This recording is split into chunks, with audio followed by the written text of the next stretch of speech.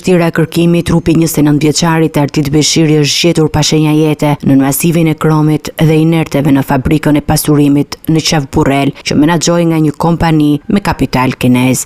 I riu u zhduk me 3 maj së bashku me ekskavatorin që po drejtonte, në momentin kur një stog minerali u shëmb si pasojë e çarjes së një rezervuari i filtrimit të ujit. Rrjedha i fuqishëm përfshiu mjetin dhe punëtorin, duke e varrosur 9 tone të tëra inertesh dhe mineralesh.